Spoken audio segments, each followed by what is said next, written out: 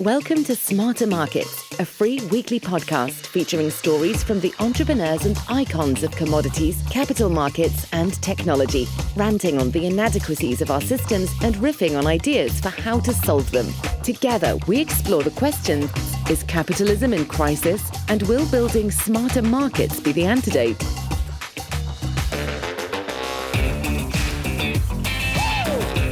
Welcome to Smarter Markets, a weekly podcast that explores how financial and technology markets can be redesigned and improved to better serve market participants and society as a whole. Smarter Markets is brought to you by Abex Technologies, and I'm Michelle Dennedy, your co-host and guide through the intersection of privacy, security, and digital technology. Today is the fifth and final episode of our latest series exploring the role of digital innovation in advancing the ESG economy. It is my sincerest pleasure to welcome Beena Ammanath, Executive Director of the Deloitte AI Institute and AI Ethics Lead at Deloitte, to this podcast. Beena is an award-winning senior executive with extensive global experience in artificial intelligence and digital transformation. Her career spans e-commerce, finance, marketing, telecom, retail, software, and industrial domains with companies such as HPE, GE, Thomson Reuters, British Telecom, and Bank of America. Some pretty wide and deep experience. Beena is also the founder of the not-for-profit think tank Humans for AI and thrives on envisioning and architecting how data, artificial intelligence, and technology in general can make our world a better, easier place to live for all humans. Stay tuned. And now, back to this week's episode of Smarter Markets. Welcome back to Smarter Markets. My guest today is hopefully going to help us unlock the secrets of the universe, at least big data, demystify some things, teach us about ethics, all sorts of stuff. So welcome to the show. Thank you, Michelle. It's such a pleasure to be on your show today. Yeah, I'm so glad to have you. So I teased the audience with a little bit of your background, which is really, really impressive. But can you tell a little bit about your journey and sort of the collected wisdom that you bring to the table in your current role? And then we'll dig in deeper. That sounds great. So I've actually studied computer science and also did an MBA in finance. And that, helped me straddle between technology and business in a way, though when I was studying, I didn't really realize, how my career journey would shape out. I started out as a hands-on developer, programmer, always anchored on the database side of things. So I've seen it really evolving from transactional databases to BI and data warehouses, then big data and Hadoop came into the picture. And now with AI and cloud and machine learning, that whole technology spectrum has just evolved very rapidly. Being hands-on, at that time was it was a very different data world, right? We were primarily using data for doing transactions. It had its own purpose, but the world we are living in today, the data space has evolved so much. And I'll give you an example, right? The technologies we were using at that time, and I am totally dating myself here. Like when I studied, it was assembly language, Pascal, FoxPro, Lotus, and those languages or tools have just completely gone out of the picture, though I do think we're using COBOL in some places still in production systems. But, I think anchoring myself on data, but learning more about different industries is how I've shaped my career. So I've worked in large companies, I've worked in startups, whether it's from British Telecom to E-Trade when it was a startup, that whole spectrum of different industries. It gave me exposure to industries like telecom, financial services, banking, industrial companies, manufacturing, field services, high-tech companies, hardware companies. And, just that visibility and that mosaic of a career that I've shaped, I think has helped me get to where I am today at Deloitte, where I lead our Deloitte AI Institute. And I also focus on AI ethics and how do we solve for it, right? As a technologist, it's very easy to see the value that technology can bring for us. But the more experience I've got and the way I've seen technology evolving, I do think we need to start thinking about the potential negative impacts or risks associated with the technology along with value creation. And I would love to dive deeper into any of these aspects. Yes, let's go. I wish we had more time because there's so much to unpack here. I think one of the things that I'm going to start with and then dive in is what you're talking about is a career and a common thread of data, obviously, that spans all of these specialty areas. And I think common wisdom when we were coming up in, 80s and 90s, it was you specialized. And often when you talk to venture capitalists, what's your addressable market? It should be segmented. When you look at antitrust law, it's domination and abuse of a market ownership. What you're talking about is something that is really blowing out that traditional model. Can we talk about I keep waving my hands as if the podcast listeners can hear, but it's really horizontal. It's as horizontal as budget. So how does all of your experience and this common thread of data ring to that thesis, if you will? Yeah, I certainly didn't plan my career this way, Michelle. I didn't think that I would end up working across so many different variety of industries. But really, it was, I guess as a person, I like to challenge myself. And if I got too comfortable, right, in whether it was in the office environment or too comfortable understanding that industry, I got curious. Oh, I want to go see how they're using data in that space, right? And what that has helped me realize is there are a lot of commonalities of how data is being used across different industries. And there are also very unique challenges. And I think the best example I can give you is around the topic of AI ethics, right? We hear a lot about bias and transparency and fairness in the context of ethics. But when you're using AI in a retail industry or in an industry where there is direct consumer contact, it absolutely makes sense. And those are absolutely crucial aspects. But if you're using AI to predict a machine failure or to predict, when a manufacturing plant might have an outage, those are, bias and fairness don't necessarily have as much of an impact, right? The ethical challenges in that scenario is very, very different.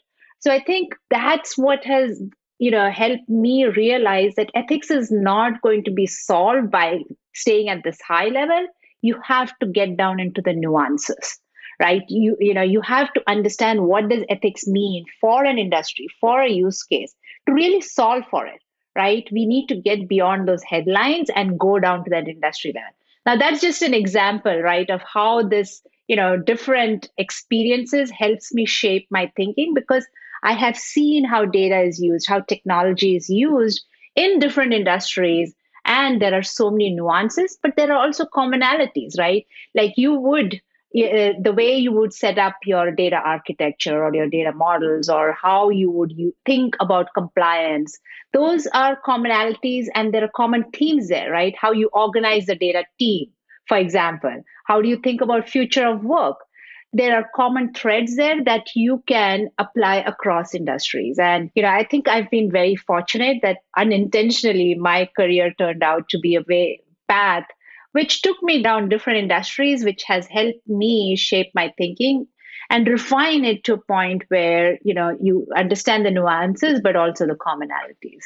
Yeah, and it's so helpful too, I think, to just constantly refresh with new ideas so that, the competitive value is new ideas. And I want to take a step back first because I want to get into new ideas as maybe antithetical to traditional AI, which I'll sort of unpack as pattern matching, machine learning versus the cognitive intuition, robots are taking over the world. So let's get into a little bit of that definition. And I'm going to tease you with the next sort of segue that I'm thinking of in combination with what is it, is the question, and it goes to ethics and strategy, is the data leading us or are we leading the data? I guess the best way to answer it is by doing a little bit of context setting on how I think. So if we elevate ourselves in terms of where we are with technology today, right? there are three parallel streams, each one moving at different speeds. Whether it is AI or quantum or 5G, think about all technologies broadly. There are three parallel streams. The first stream is really the core technology itself. So if you're talking about AI, it is not fully mature. There is still research happening. There is still new developments coming. Deep learning libraries are being released. What's the next wave beyond neural net? Right. So the core technology is still being developed within academic groups and research groups. Right. That's still happening. That's the first stream. Then there is a second stream, which is moving at its own pace, which is where the applications of the technology, where AI is being used in all different industries and different scenarios and different functions in the real world. Even though the technology is not fully mature, it is helping us get value within businesses. So the application of a technology that is still evolving, that's the second stream, right? And then there is a third stream, right? Because the second stream focuses on value creation. The third stream is more of the afterthoughts, right? What some of the negative impacts, and ethics falls there, the regulations that fall there, all of the way that, things that could go wrong, but we don't fully know the impact of the technology. So whether it's a health impact or impact, societal impact, work impact, that's the third stream, which is moving at its own pace. I guess this is an example that I can give in the most simplest terms. Think of the car engine that is still being developed, but it is working to some extent. So we've put a wrapper around it, and we're using it to get from point A to point B. But in the third stream, there are no speed limits yet defined. We don't know the carbon emissions. We don't know the impact to climate. We don't know what kind of driver's tests need to be done for the drivers of that car. So, I think for me, when I think about it, this broader context of how technology is still evolving, its applications are growing rapidly, and then there are the ethical or risk impacts, right? And that's what you see what's happening in the space right now is we are seeing headlines, we are seeing, these tactics about robots taking over the world. But the reality is we are nowhere close to that. We are still, we are still trying to figure out all the impact of technology. With that context, I would say there is still a lot of work to be done in the core research of AI. I like to say that we are very much in the phase of the artificial narrow intelligence phase, where you can solve very specific narrow tasks, but not necessarily in super intelligence phase where it is smarter than all humans combined. But those get attention and those make it to the headlines. And there's a big gap right now. And I think between these 2 points, I think that's where our opportunity is to figure out what should be the speeding limits, right? What should be, what should the lanes look like? And so that's the interesting phase we live in right now, where we are figuring out how do we make sure that this technology benefits everybody and it doesn't take over, it doesn't reach its extreme end. I think it's such a great analogy because I love the car analogy because it leads to the next part of this, which is if I ask someone to drive me to work or somewhere and they get on the right side of the road, that's fine. I live in California. England, New Zealand, not so much because the rules are different culturally and the experience is expected to be different culturally. So what are the controls that you think about when you either have to have a separate conclusion? Does that get built into the data stack? Or do you try to have sort of a treaty that whenever I'm in whatever country, I drive on my sovereign countryside, which is sort of what the GDPR tries to do for privacy law, is they're trying to make everyone drive on the left side. It's confusing. Yeah. And I think to solve for AI, we are going to see those geographical differences because the fundamental thing about ethics is it's deeply personal and cultural, right? And you're trying to elevate it across a group that using a certain technology. So we'll have to get down to that next level. So I think we'll see left driving, right driving. Maybe there is, another way. Maybe you can fly over the car in front of you. Yeah. Yeah, and you'll also see, the laws getting more nuanced around depending on the industry. If you think about AI as a technology that's used in different industries, like we have in the US, right? There's FAA, for aviation rules, right? There's HIPAA for healthcare, right? And so we're going to see, those similar entities happening for AI and other technologies, and that's the level of detail that we need to get to for us to really reach the true power of the technology, to be able to really leverage it while still having those right guardrails in place. I think, and that there's a lot of debate happening right now is, let's just ban this technology. So, Beena, geography matters. You've already talked about industry mattering. Generation of technology matters. Two questions out of that. I keep having these forked kind of Markov chains with you. One is, do you think we will ever have a government or governments, entities capable of coming up with robust enough rules, or are we stuck in a world where we play bumper cars, to stick with our automotive analogy here? That's sort of number one, is can we govern this stuff? And the other side of it is, do we have enough diversity of leadership and thinking to look in the right places and to ask the right questions, given this global, and I'll say galactic, we're going to have Esther Dyson and Bezos up on Mars any day now. So let's talk about intergalactic communication. To have satellites, they have to fly over territories. To have clean drinking water, we have to trust. How AI is even more fluid than water. So I'm going to, that's a tough question. Can you fix it for us, Beena? What's going on?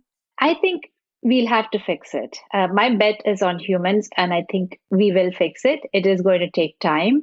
It certainly, the past couple of years has raised a lot of awareness.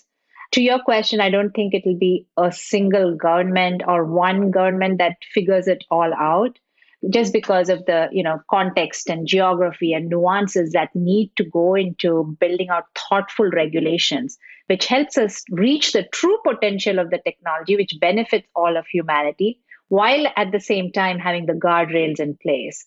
I do think, we'll see organizations, the global organizations, whether it's the UN or WEF, there are organizations that will kind of, overarch across different countries to make sure nobody is going rogue. But I think each government will have to, bring in their own thought and leadership, technology leadership, and academics and philosophers. It has to be that diversity of thought who can actually drive the conversation forward. I'm certainly seeing a lot of progress here, Michelle, and I'm an optimist, and I do believe that we will figure it out. It will not be easy. It will lead to a lot of angst while we're going through the process, but I think we will come out of this with guidelines which can help us reach the true power of AI. Yeah, and I wonder, and I think it's per company as well as per culture, if we end up having a sort of AI ML czar who sort of says, here's how we start to approach to ask the question of questions and the rule of rules. And I wonder also if you have to have some of that capability through business silos and different types of businesses. So some specialized and some sort of looking panopticon style. I think we sometimes forget that there is historical pattern here actually that we can learn from, right? Ethics and bioethics have been part of, the healthcare space, for example. In every business, the business has followed the local rules. The challenge is the local rules don't exist currently. They're not robust enough and they're not fully thought out. So that's why we're going through this little bit chaotic phase. But if you look at other industries which have existed for centuries, there have been every business follows the local country rules, right? And we will see that for AI tools as well, and we're seeing some of that happening right now, right? Where there are rules coming up in EU and in China and US, it is going to be those separate rules, and each one will go through its own evolution. I'll give you an example of Something as something we don't even think about. But when I learned about it the first time, I was kind of like, wow, I didn't know these rules existed. We were looking at predicting jet engine failure, right, for jet engines, so that you don't have unplanned downtime and no flight delays. So what happened was, we obviously need to get data from all the regions where the plane would fly. And there was a local restriction from a certain country that it was not allowed to transfer any data that was generated while flying over that region, right? And we just had to adhere to it, right? That data would not get transferred. So I think, it's not something brand new where humans have not figured it out in the past. It is something that we will figure it out. It's just that because of all the connectedness we have, it is that everybody is aware of it and is contributing to it. It's also leading to misleading headlines of, it's the classic clickbait headlines, right? Instigate fear and you will get more clicks. But I can tell you, being in the space, being on the ground, I know there's a lot of work being put in to think through thoughtful rules and guidelines and bringing together a diversity of thought to the table. It's not a place where the lawmakers or policymakers can work in silo. It is about bringing in policymakers and technologists and the philosophers and social sciences together to say, okay, how do we set this up in a way so that you have the guardrails in place while innovating at speed? Yeah, and what is good? And I think the other piece of this that I'm fascinated by, and I'd love to hear your reaction. Just this morning, and I won't name the service, but it's a music sharing service. And the default is anyone can follow you and you can follow anyone. You can listen to their playlist. Fine. Sounds very benign. And if I was the ethics overlord, I'd be like, that's fine. What you can't do is once someone starts following you, you can't block them like you do on some of the other platforms. Again, it's kind of use a service, don't use a service.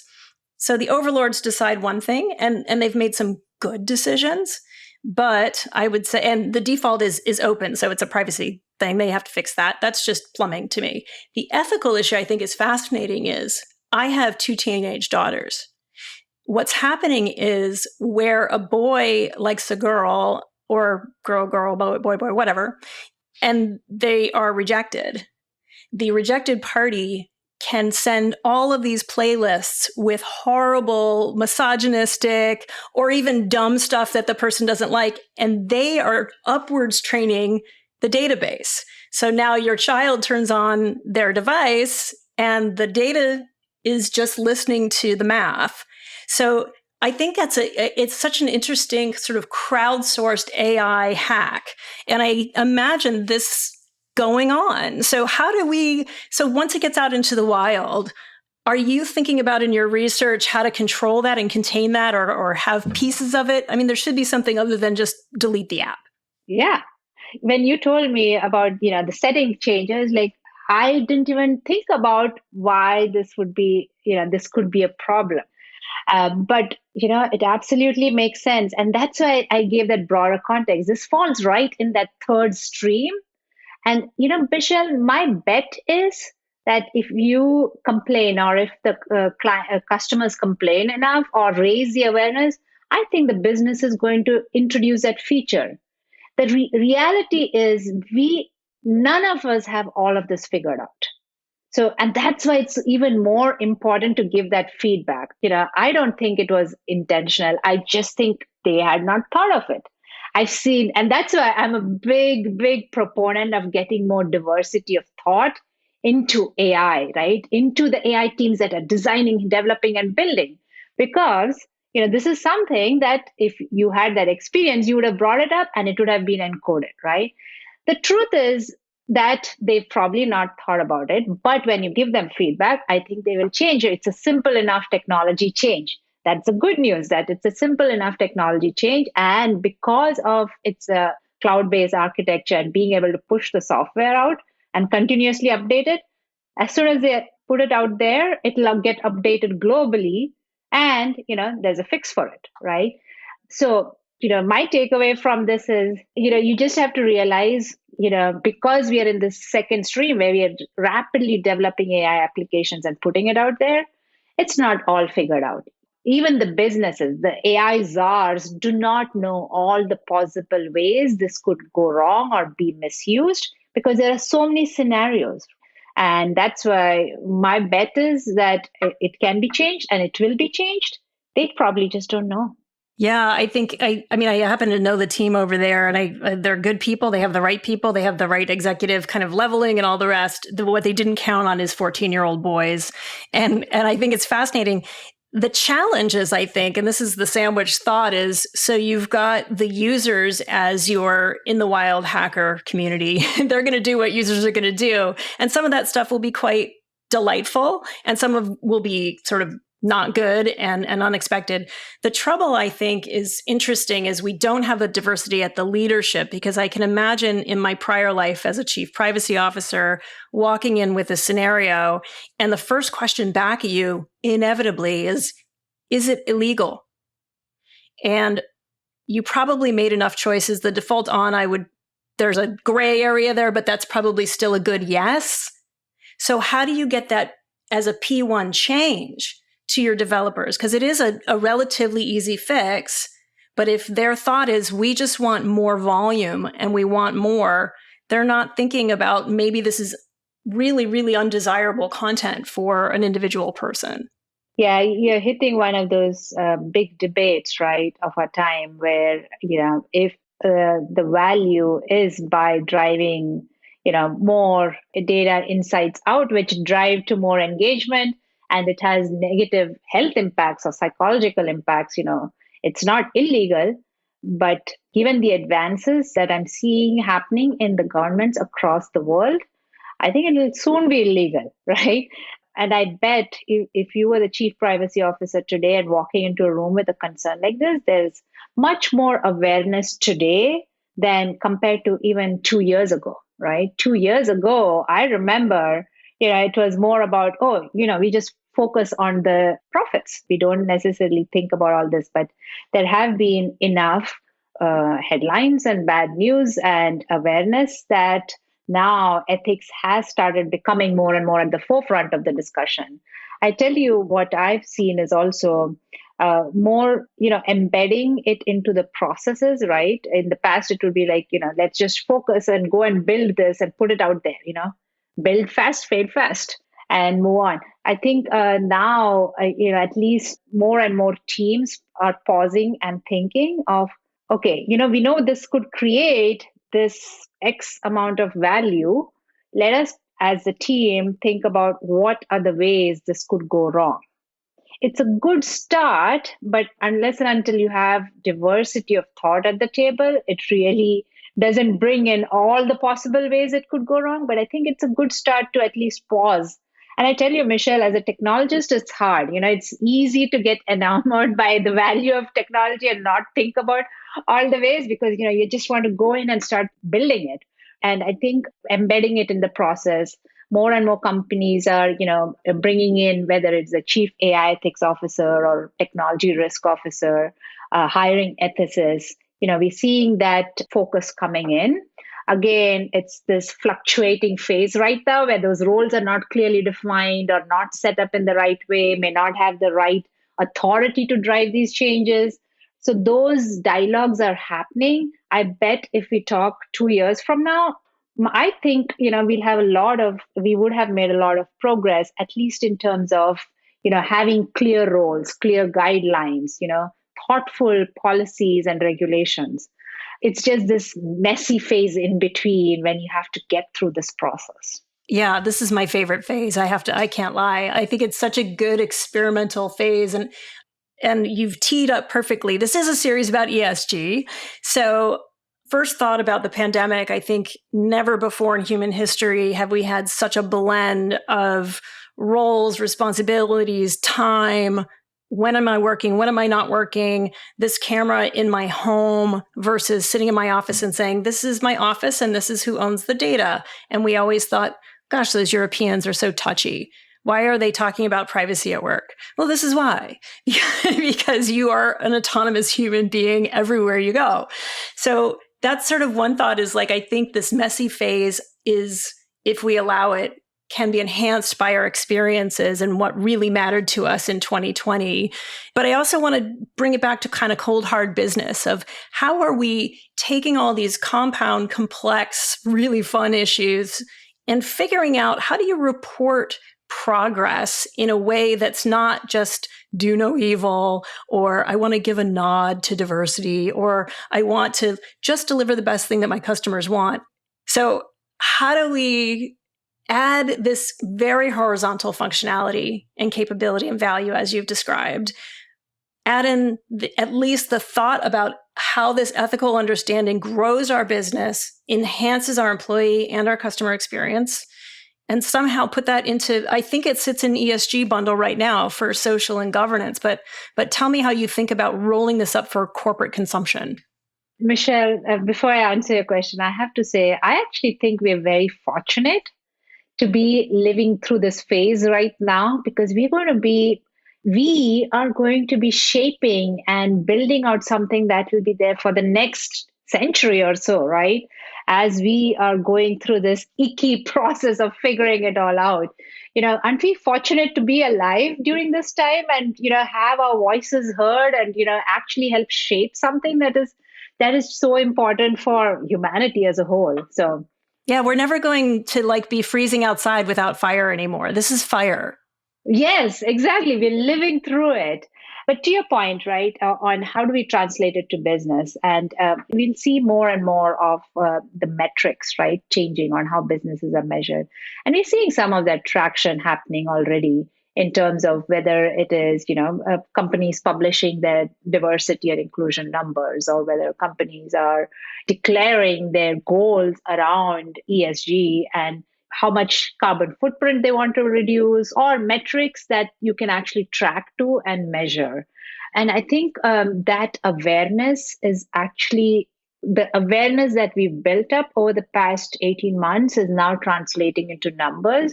And my hope is that, the social conscience of companies and businesses will just rise up to a level where it kind of becomes a metric in your balance sheet, in your earnings report, right? At the end of the day, the earnings reports is what matters, right? And the share value.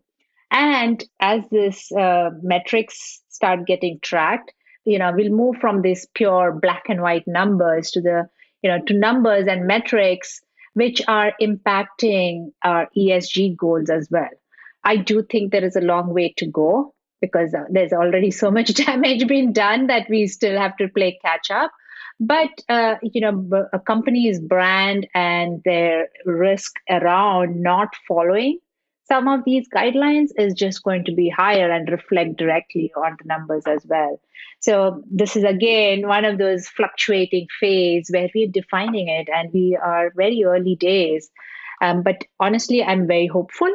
And because I'm seeing those signs where whether it is setting up councils or committees, the number of meetings I get invited to speak at about, how do you build for governance models? How do you actually operationalize it? Let's not just talk about ethics and governance, but what does that mean for a business, right? And it's not as easy as just putting it into a document and putting it out to all your employees or putting it out to the media. I mean, you have to actually fundamentally change your processes. You have to actually train your employees so that everybody's aligned behind the goals and follows through with it, right? You have to make sure all your technology is following those guidelines, and you have to make those hard decisions on when to pull back and when to go forward, right? So I think, the signs are there of that it will improve. And my hope is we do see that change soon. Yeah, I love that. I think we could talk for hours, but I think what I'm hearing is, right now we are autonomous driving carbon squishy vehicles as 7 billion souls running around the planet. All of that data we're creating, all of those thoughts that we're thinking and all those desires we're having translate into a smarter market, as well as great new technology, and hopefully saying goodbye to some of the old bad stuff. Yeah. And also, one of the things that I have seen is at times we ourselves live in a bubble, right? And I bring that up because when we talk about diversity, there is an important one that we miss out on, is the economic background, right? And I have been to enough countries where, you see people living on the street or not able to make their next meal. And that social conscience for me is super important. And my hope is that everything that we do as businesses and technologies can help the ones who get left behind as well. Let's end it there because I think that's such a hopeful place. I'll give you a quick story. I was talking to the UN many years ago about one laptop per child, and everybody was like, yay, look, we're going to give, it's only $100. And I was just sitting in the classroom, in the UN, dais. And I'm trying to be respectful at everyone's passion. And I was quite young at the time. And I just kind of said, what does this look like for a child in Malawi? $100 is as much as their family makes in a year. You hand someone a plastic device that's worth $100, that child will be either dispossessed or dead by sundown and doesn't have the culture to tell them even how to reboot. I have trouble getting my microphone to work. So thinking of our ethics and our applied experiments that we're doing through the lens of the person who's the ultimate, who lives in that culture, who exists in that culture, I think that's what you're really putting a fine point on. I think it's really important to remember. So thank you. Michelle, thank you so much. I mean, we could talk for so long and, your questions were great and the work you're doing is so crucial. I hope, if anything, your audience takes away from this is that, let's work towards that better future. We are living in this phase where we are creating the future and we're lucky enough to shape it in a way that we want. So let's participate. Let's, give what we can, right, to make this a better future. We hope you enjoyed this week's episode of Smarter Markets. Please join us again next week as we welcome my co-host Todd Buchholz back to the podcast. Todd will be sitting down with Jacob Parker, Senior Vice President of the U.S.-China Business Council, and the launch of another monumental 5-part series exploring the evolution of energy policy in the new millennium. Listeners, please help us get the word out about Smarter Markets. Your ratings and reviews on Spotify, Apple Podcasts, and other podcast platforms mean the world to us, as does your help spreading the word about Smarter Markets via social media and word of mouth. On behalf of ABAX Technologies, I'm Michelle Dennedy.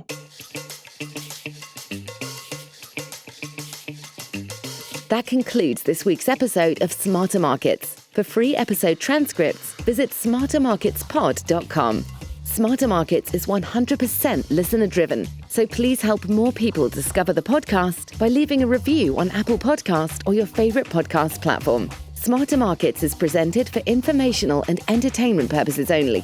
The information presented on Smarter Markets should not be construed as investment advice.